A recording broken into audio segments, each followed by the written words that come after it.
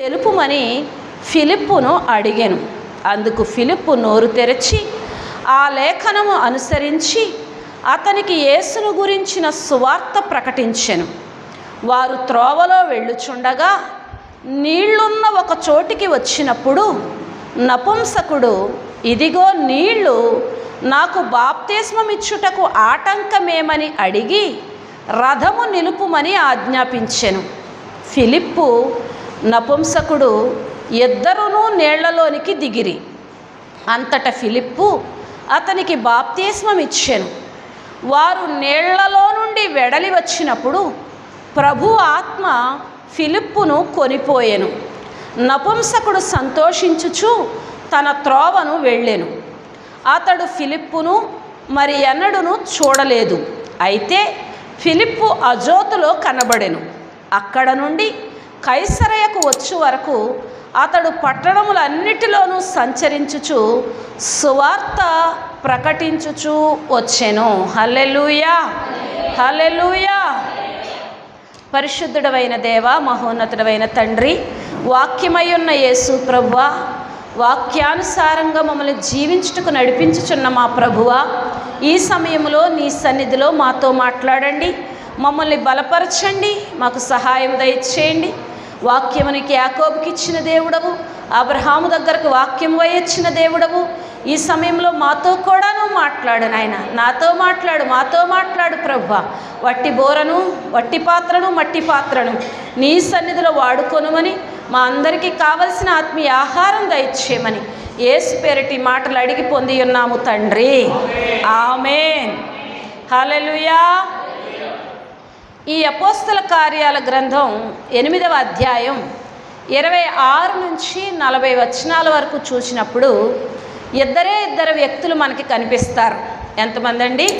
ఒకరు నపుంసకుడు, రెండో వ్యక్తి ఎవరంటే ఫిలిప్పు. వారిని బలపరిచినటువంటి దేవుని ఆత్మ, వారిని బలపరిచి రక్షించినటువంటి, మన ప్రతి ప్రసంగానికి మనం ఒక పేరు పెట్టుకుంటాం కనుక ఈ ప్రసంగపు పేరు రక్షణ ప్రయాణము. ఏం పేరండి దీని పేరు? రక్షణ ప్రయాణం. చూడండి, కొన్ని సందర్భాల్లో కొన్ని వర్డ్స్ లోకల్లో వాడుతూ ఉంటారు. ఏమంటారంటే, ఆ ప్రయాణం నా జీవితాన్నే మార్చేసిందండి, ఆ రోజు నా జీవితాన్నే మార్చేసిందండి, ఆ పరిచయం నా జీవితాన్నే మార్చేసిందండి అనే పదాలు లోకస్తులు చాలామంది లోకరీతిగా వాడుతూ ఉంటారు. కానీ ఆ మాట బైబిల్ ప్రకారం పూర్తిగా నెరవేర్చబడింది ఒక వ్యక్తి జీవితంలో. ఆ వ్యక్తి ఎవరు అంటే, ఐథోపియుడైనటువంటి ఆర్థిక మంత్రి, కందాకే క్రింద రాణి గారి దగ్గర పనిచేసేటువంటి ఆర్థిక మంత్రి అయిన నపుంసకుడి జీవితాన్ని ఒక ప్రయాణం మార్చేసింది, ఒక పరిచయం మార్చేసింది, ఒక రోజు మార్చేసింది. హల్లెలూయా, హల్లెలూయా. నేను ఈ మాట చదువుతూ ధ్యానిస్తున్నప్పుడు అనుకున్నాను, అయ్యా మా షిలోహులో కూడా అలాంటి ఒక రోజు మా కుటుంబాల్లో ఉండటం ఎంత ఆశీర్వాదం, అలాంటి ఒక ప్రయాణం మా జీవితాల్లో ఉంటే ఎంత ఆశీర్వాదం, అలాంటి ఒక పరిచయం మాకు కూడా మీతో ఉంటే ఎంత ఆశీర్వాదం. హల్లెలూయా. ఒక ప్రయాణం, ఒక పరిచయం, ఒక రోజు ఒక వ్యక్తి జీవితంలో ఎవరు తీసివేయలేని సంతోషాన్ని ఇచ్చింది. మీరేమనుకుంటున్నారంటే, మా జీవితంలో కూడా అలాంటి రోజు వస్తే బాగుండును అని. కానీ అద్భుతమైన, మనం గ్రహించలేని గొప్ప విషయం ఏమిటంటే, నపుంసకునికి ఒకరోజే ఇచ్చాడు దేవుడు, కానీ మనకు ప్రతిరోజు ఇస్తూనే ఉన్నాడు. ప్రతిరోజు తను తాను పరిచయం చేసుకుంటూ ఉన్నాడు, ప్రతిరోజు మనతో మాట్లాడుతూ ఉన్నాడు, ప్రతిరోజు మనకి సమయాన్ని ఇస్తూనే ఉన్నాడు. అయితే ఆ రోజుని ఆ నపుంసకుడు గ్రహించగలిగాడు. ఈ రోజున గ్రహించే జ్ఞానం దేవుని పిల్లలుగా కొరవడిపోతుంది అనుకోవటం విచారించదగిన విషయమే. హల్లెలూయా, హల్లెలూయా. ప్రతి విశ్వాసికి ఈ నపుంసకుని జీవితంలో ఉన్న ఆత్మీయ సత్యాలు ఎంతో ఆదర్శకరమైనటువంటివి. ప్రతి క్రైస్తవ విశ్వాసికి కూడా ఈ యొక్క నపుంసకుని జీవిత విషయాలు ఎంతో మాదిరికరంగా నిలబడతా ఉన్నాయి. మనం జ్ఞాపకం చేసుకున్నట్లయితే, అతడు ప్రభువుని వెతికిన వాడిగా ఉన్నాడు, ప్రభువు జ్ఞానాన్ని గ్రహించిన వానిగా ఉన్నాడు, ప్రభువునందు విశ్వాసం ఉంచిన వానిగా ఉన్నాడు, ప్రభు యొక్క ఆజ్ఞను ఎరిగిన వానిగా ఉన్నాడు, తిరిగి సంతోషంగా బ్రతికిన వానిగా ఉన్నాడు. ఈరోజు ఏ కుటుంబంలో సంతోషం ఉందంటే ఎవరు మాత్రం చెప్పగలం? ఏ హృదయంలో సంతోషం ఉందంటే ఎవరు మాత్రం చెప్పగలం? కానీ దేవుడు మనల్ని రక్షించాడంటే కారణం మనం సంతోషంగా ఉండాలని. దేవుడు మనల్ని వెతికాడంటే కారణం మనం సంతోషంగా ఉండటం కోసమే. నేను అనుకుంటాను, ప్రభువా ఎందుకు ఈ పరిచర్య, ప్రభువా ఎందుకు ఈ సంఘం, ఎందుకు ఈ పరిస్థితులు అని ఆలోచన చేసినప్పుడు దేవుడు నీ చిత్తం లేకుండా, ఆయన చిత్తం లేకుండా ఈ పరిచర్యను ఏర్పాటు చేయరు. ప్రేమించారు కనుక, రక్షించారు కనుక, ఆశీర్వదించడం కోసమే ఈ పరిచర్యను దేవుడు ఏర్పాటు చేశారు. సంతోషించడం కోసమే దేవుడు ఈ పరిచర్యను ఏర్పాటు చేశారు. దేవునికి స్తోత్రం కలుగునుగాక. అది ఏ సమయం ఏ స్థితి అనేది ఆయనకి తెలుసు, ఆత్మీయంగా బలపడుతున్న మనకి కూడా తెలుసు. దేవునికి స్తోత్రం కలుగునుగాక. హల్లెలూయా. ఇప్పుడు ఇందులో ఇద్దరు వ్యక్తులు కనిపిస్తున్నారని చెప్పాను. ఒకటి ఫిలిప్పు, రెండవది నపుంసకుడు. ఇప్పుడు ఇద్దరి గురించి మనం ధ్యానం చేయటానికి మన సమయం చాలదు, కానీ ఇక్కడ ఉన్నటువంటి నపుంసకుని జీవితాన్ని గురించి మనం ధ్యానం చేద్దాం. శ్రద్ధగా వినండి. హల్లెలూయా. ఇక్కడ ఉన్నటువంటి ఇంకొక వ్యక్తి ఎవరంటండి? నపుంసకుడు. ఇతడు మనలాగా ఖాళీ అయిన వాడు కాదు. మనలాగా ఖాళీ అయినటువంటి వాడు ఒక రాజ్యంలో ఒక రాణి గారి దగ్గర ఆర్థిక మంత్రిగా పనిచేస్తున్నాడు. ఏ మంత్రిగానంటండి? ఆర్థిక మంత్రిగా. మనకి ఏదైనా చిన్న ఉద్యోగం వస్తే దేవునికి సమయం ఇవ్వటానికి చాలదు. మనకి ఏదైనా ఒక చిన్న పని వస్తే దేవుణ్ణి మర్చిపోతాం, దేవుణ్ణి విడిచిపెట్టేస్తాం. కానీ ఈ కందాకే క్రింద రాణిగారైన ఆమె దగ్గర ఆర్థిక మంత్రిగా పనిచేస్తున్న ఈ వ్యక్తి ఎక్కడికి వెళ్ళి వస్తున్నాడని వ్రాయబడి ఉంది? ఎక్కడికి వెళ్ళి వస్తున్నాడని వ్రాయబడి ఉంది? అమ్మా జాగ్రత్తగా వాక్యాన్ని చదవండి. చదివిన వాక్యాన్ని మీ హృదయంలో ఉంచుకోండి. ధనాగారం అంతటి మీద ఉన్న ఐథియోపియుడైన నపుంసకుడు ఆరాధించుటకు యెరూషలేమునకు వచ్చి ఉండెను. ఎక్కడికి వెళ్తున్నాడంటండి? ఆరాధించడానికి యెరూషలేముకి వెళ్ళి ఆరాధించి తిరిగి వస్తున్నాడంట. దేవునికి స్తోత్రం కలుగునుగాక. 6 నెలలు అయిపోయింది కదండి, 2026 సంవత్సరం వచ్చి 6 నెలలు అయిందంటారా? కొన్ని రోజులకి, ఇంకో వారం రోజులకి 6 నెలలు కూడా మనం ముగించుకుంటాం. మీరు ఆరాధన ఎన్ని వారాలు పోగొట్టుకొని ఉంటారు?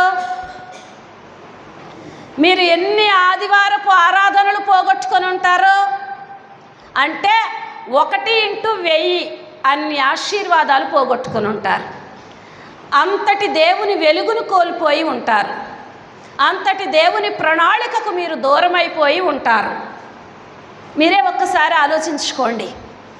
మనం జ్ఞాపకం చేసుకోవాల్సింది ఏమిటంటే, గొప్ప గొప్ప ఉన్నతమైనటువంటి స్థితిలో ఉన్నవారు సహితము దేవునిని ఆరాధించటం తమకున్న వాటి కంటే గొప్ప భాగ్యమని, తమ స్థితి కంటే గొప్పదని ఎంచిన వారై దేవుణ్ణి ఆరాధించటానికి వెళ్ళారు.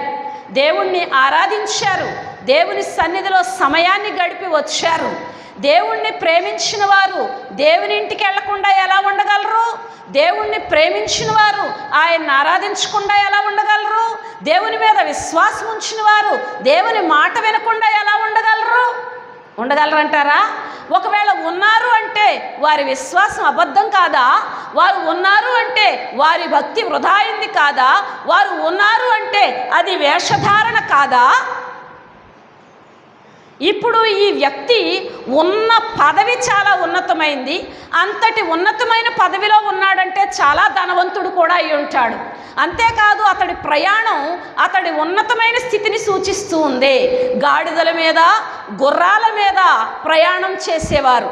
చాలా పేదవారు గాడిదల మీద దీనులు ప్రయాణం చేసేవారు. ఒక మధ్యతరగతిలో లేక కొంచెం వృద్ధిలో ఉన్నటువంటి వారు గుర్రాల మీద ప్రయాణం చేసేవారు.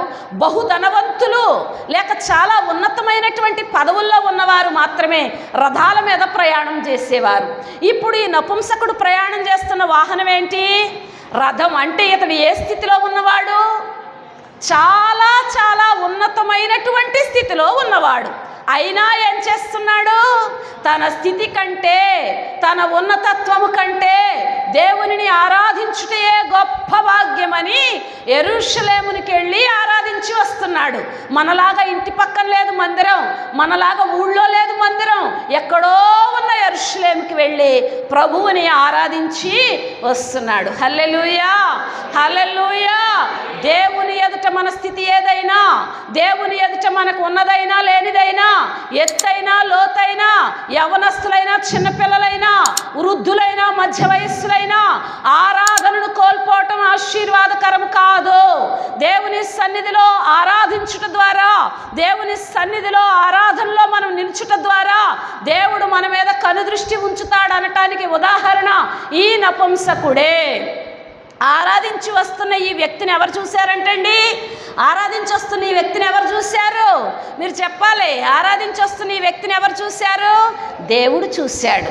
దేవుడు చూశాడు గనకే ఎక్కడో దూరంగా ఉన్న ఫిలిప్పుతో అంటున్నాడు, నీవు గాజాకు పోయే మార్గానికి వెళ్ళు, అక్కడ రథం మీద ఒక అతను ప్రయాణిస్తున్నాడు, నువ్వు వెళ్ళి అతనితో మాట్లాడు అని తన దైవజనుణ్ణి రథం యొద్దకు దేవుడు పంపించాడు.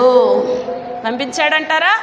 నువ్వు ఫిలిప్పు, నువ్వు పరిగెత్తుకెళ్ళు, నడిచెళ్ళకు, నువ్వు పరిగెత్తుకొని వెళ్ళి రథం మీద పోతున్న వ్యక్తితో నువ్వు ఇప్పుడు ఆరాధించి వెళుతున్న వారిని ఎవరు చూస్తారు చెప్పండి? మనల్ని చూడాలంటే ఏం చేయాలి? హల్లెలూయా, హల్లెలూయా. అందుకే ఇందాక చెప్పాను, దేవుని మీద మనకున్న గౌరవం, మనకున్న ప్రేమ తెలియచేయటానికి మన ఇళ్ళు సరిపోవు, దేవుని మందిరములో ఉండాలి. హల్లెలూయా. ఇప్పుడు ఆరాధించి వస్తున్నటువంటి ఈయన జీవితంలో దేవుడు గొప్ప సంతోషం ఇచ్చాడట. మనం ఇందాక చదువుకున్నాం కదా, ఆఖరి వచనంలో 39వ వచనం అనుకుంటా, ఆయన తిరిగి ఎలా వెళ్ళాడంటండి? సంతోషంతో వెళ్ళాడు. దేవుని మందిరంలో నుంచి మనమందరము సంతోషంతో తిరిగి వెళ్ళాలంటే మనం ఏం చేయాలి? దేవుని సన్నిధిలో ఆయన చేతిలో ఉన్న సంపూర్ణ సంతోషాన్ని, ఆయన సన్నిధిలో ఉన్న సంపూర్ణ సంతోషాన్ని మన జీవితాల్లో అనుభవించాలంటే మనం ఏం చెయ్యాలి? మనిషికి సంతోషాన్ని పాడు చేసేవి చాలా ఉన్నాయి. వ్యాధి మనిషి సంతోషాన్ని ఏం చేస్తుంది? పాడు చేస్తూ ఉంది. ఆర్థిక పరిస్థితులు మనిషి సంతోషాన్ని పాడు చేస్తూ ఉన్నాయి. ఆధ్యాత్మిక లేమి అంటే ఆత్మీయ జీవితం లేక చాలామంది సంతోషం పాడైపోతూ ఉంది. మీరు అనుకుంటారు, నా సంతోషం పక్కింటి వాళ్ళ పోయింది, నా సంతోషం ఎదురింటి వాళ్ళ పోయింది, నా సంతోషం నా గుమ్మాలు సరిగ్గా లేకపోయింది, నా సంతోషం నా ఇల్లు వాకిళ్ళు సరిగ్గా లేకపోవటం పోయిందని. కాదు. మన సంతోషం మన ఆత్మీయ జీవితంలో ఎండిన ఎముకలైపోవటం ద్వారా పోతుంది. మన సంతోషం మన ఆర్థిక స్థితి నాశనమైపోవటం ద్వారా పోతుంది. మన సంతోషం శరీరంలో వ్యాధిని బట్టి మన సంతోషము పోతుంది. అయితే నువ్వు రోగంతో ఉన్నా, అప్పుల్లో ఉన్నా, ఆధ్యాత్మికంగా ఎండిపోయిన స్థితిలో ఉన్నా, మరలా అన్ని విషయాలలోనూ నిన్ను తిరిగి చిగురింప చేయగలిగిన వాడు, మరలా తిరిగి నిన్ను బలపరచగలిగిన వాడు, మరలా తిరిగి నిన్ను స్వస్థపరచగలిగిన వాడు యేసు ఒక్కడే. ఆయనే స్వస్థత, ఆయనే సంపూర్ణత, ఆయనే విడుదల. దేవునికి స్తోత్రం. ఈరోజు మనమందరం అనుకోవాల్సిన మాట ఏమిటంటే, అయ్యా, నపుంసకుని జీవితంలోకి వచ్చిన సంతోషం నాలోనికి, నా కుటుంబంలోనికి రావాలి. ఏమనుకోవాలి చెప్పండి? నపుంసకుని జీవితంలోకి వచ్చిన సంతోషం నాలోనికి, నా కుటుంబంలోనికి రావాలి. హల్లెలూయా. ఇప్పుడు ఆయనకి ఎందుకు సంతోషం వచ్చిందో ఒక మాట చదువుదాం. తిరిగి వెళ్తున్నాడు మందిరములో నుంచి, తిరిగి వెళ్తున్నాడు ఆరాధనలో నుంచి, రథం మీద కూర్చొని ఏం చేస్తున్నాడు? 28వ వచనం మీరే చదవాలి. అతడు తిరిగి వెళ్ళొచ్చు తన రథము మీద కూర్చుండి ప్రవక్త అయిన యెషయా గ్రంథము చదువుచుండెను. హల్లెలూయా. అతని చేతిలో గ్రంథం ఉంది. అతని చేతిలో ఏముంది చెప్పండి? అతని చేతిలో బైబిల్ ఉంది. అతని చేతిలో ఏముందండి? బైబిల్. ఇంటికి తిరిగి వెళుతూ ఆయన ఖాళీగా కూర్చోలేదు. ఆరాధనలో ఏ వాక్యాన్నైతే అక్కడ వినిపించారో, ఏ వాక్యమైతే అతడు దేవుని మందిరంలో విన్నాడో, ఆ వాక్యం యొక్క పరిపూర్ణమైన అర్థాన్ని తెలుసుకోవటం కోసం మరలా తిరిగి వెళుతూ రథములో కూర్చొని ఆ గ్రంథములో ఉన్నటువంటి వాక్యాలను ఏం చేస్తున్నాడంటండి, చదువుకుంటున్నాడు. నేను మాట చెప్పనా, దేవుని సన్నిధిలో నుంచి వాక్యాన్ని పట్టుకెళ్ళిన వారికే ఆశీర్వాదం, కానీ విమర్శలను పట్టుకెళ్ళిన వారికి ఆశీర్వాదం లేదు. దేవుని సన్నిధిలో నుంచి వాక్యాన్ని మోసుకెళ్ళిన వారికి ఆశీర్వాదం, కానీ వట్టి పాత్రలుగా వెళ్ళిన వారికి ఆశీర్వాదము లేదు. మీరు ఎక్కడికైనా వెళతారు, కడుపు నిండా భోజనం చేసి వస్తారు, వచ్చేటప్పుడు వారు ఇచ్చేది తెచ్చుకుంటూ వస్తారు. కానీ ప్రార్థన నుంచి వెళ్ళేటప్పుడు ఏం పట్టుకెళ్తారంటే ఆకలే పట్టుకెళ్తారు, ఇంకా లోకమే పట్టుకెళ్తారు. ఇంకా కనుదృష్టి మారదు, ఇంకా పెదవులు మారవు, ఇంకా నడత మారదు. దేవుని సన్నిధిలో నుంచి ఏం తీసుకువెళ్ళటం అన్నాడట. ఒక దైవజనుడు మాట్లాడుతుంటే నేను విన్నాను. ఆ దైవజనుడు అంటున్నారు, చనిపోతానేమోనని భయంగా ఉంది అన్నారు. అంటే పక్కనున్న విశ్వాసి అడుగుతున్నాడు, అయ్యా నువ్వే చావుకి భయపడితే ఎలాగయ్యా, నీవు దేవుని దగ్గర ఉంటావు కదా, ఇక నీవుకి మరణం ఎందుకు భయం వేస్తుంది అని అడుగుతుంటే తోటి సహోదరుడు అంటున్నాడు, అడుగుతుంటే ఆ దైవజనుడు అంటున్నాడు, నేను ఇక్కడ చనిపోతే అక్కడ ఆయనతో ఉంటాను, నాకు ఆ భయం ఏమీ లేదు, కానీ చనిపోతే మరలా నా చేత్తో బైబిల్ పట్టుకోవటానికి ఉండదు కదయ్యా అన్నాడట. చనిపోయిన తర్వాత మరలా తిరిగి నా చేత్తో బైబిల్ పట్టుకోవటానికి ఉండదు కదయ్యా, అందుకే బాధేస్తుంది అన్నాడట. మన బైబిల్ దుమ్ము కొట్టుకొని పోవటం లేదా, మన బైబిల్ వెలవెలబోవటం లేదా? బైబిల్ అంటదంట, ఈ మనిషి చేతిలో ఎందుకు పడ్డానో, ఈ మనిషి చేతిలో పడకటం కంటే ఇంకెవరి చేతిలోనైనా పడుంటే నాకు విలువ వచ్చి ఉండేదేమో అంటదట. బైబిల్ ఏమంట చెప్పండి, వీరి చేతిలో పడకుండా నేను ఇంకెవరి చేతిలోకైనా వెళ్ళుంటే నాకు విలువ వచ్చేది అంటదట. ఎందుకంటే కొందరి చేతుల్లో బైబిల్కి విలువ లేదు, కొందరి చేతుల్లో బైబిల్ తమ విలువను పోగొట్టుకుంటున్నాయి, కొందరి చేతుల్లో బైబిళ్ళు వెలవెలపోతున్నాయి, కొందరి చేతుల్లో బైబిళ్ళు సిగ్గుపడతా ఉన్నాయి. ఎందుకని తెలుసా, ప్రార్థనకి వెళ్తారంట, బైబిల్ చదువుతారంట, వాక్యం చెప్తారంట.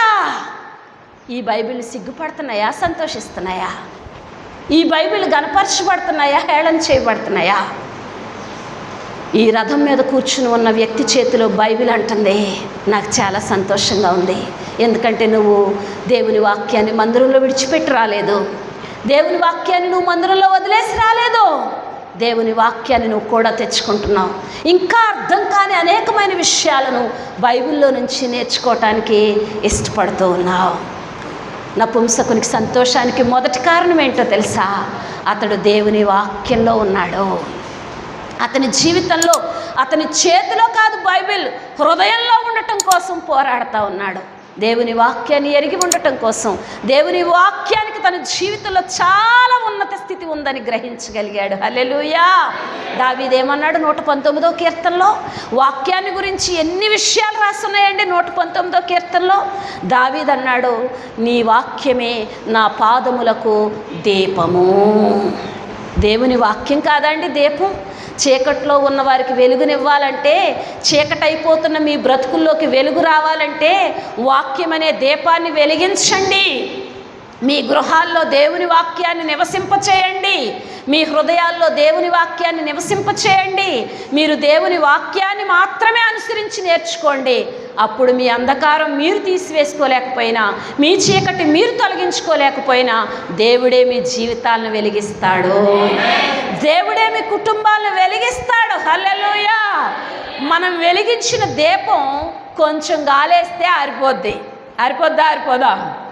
ఇదివరకు అంటే బుడ్డులు వెలిగించేవారు, ఇప్పుడు కూడా అంతే. కొంచెం పెద్ద గాలివాన వస్తే ఏమవుతుంది కరెంటు, కానీ దేవుడు వెలిగిస్తేనంట సుడిగాల్లో గాడి కూడా ఆరిపోదంట.